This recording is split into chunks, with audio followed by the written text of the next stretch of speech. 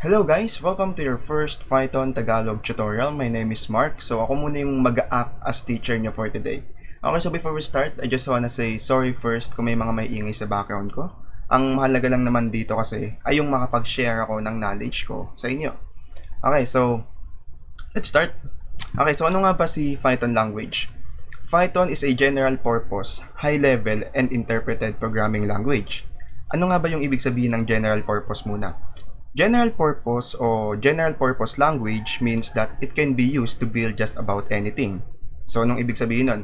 Si Python, pwede mo siyang magamit sa, for example, pwede mo siyang magamit sa web development, sa artificial intelligence, sa data analysis, at sa scientific computing. Okay? Next natin is high level. Ano ba yung high level? High level, ito yung mga computer programming language, gaya nga ni Python.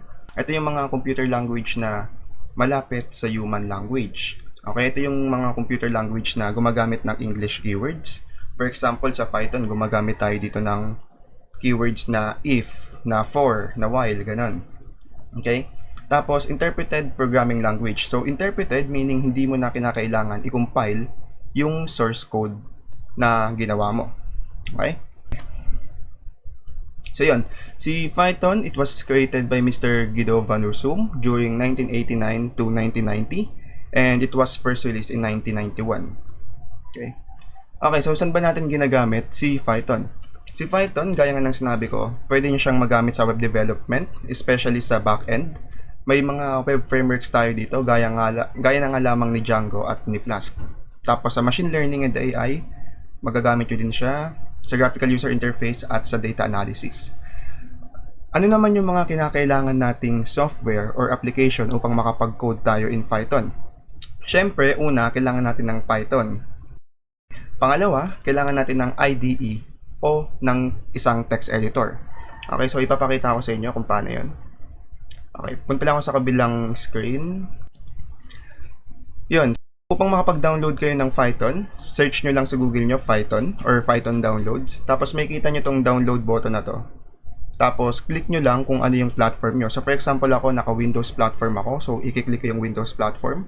Okay, so kung sa mga naka-Mac OS pala dyan at sa mga naka-Linux OS dyan, you don't need to install or you don't need to download Python. Okay, kasi ang pagkakaalam ko is naka-pre-install na yung Python sa platform na yon. Okay, kaya pansin nyo dito may Mac OS pa din.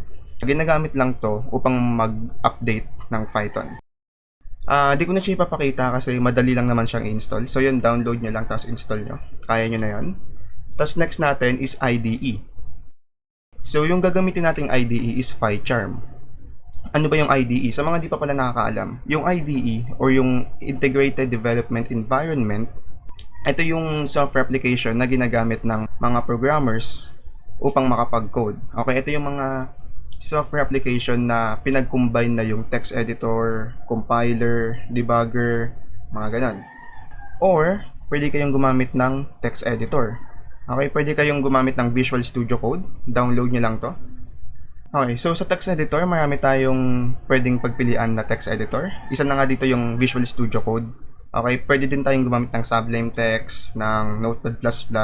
Okay, so ganoon lang naman yun. Okay, so this is just an introduction to Python language. So kita tayo sa next tutorial.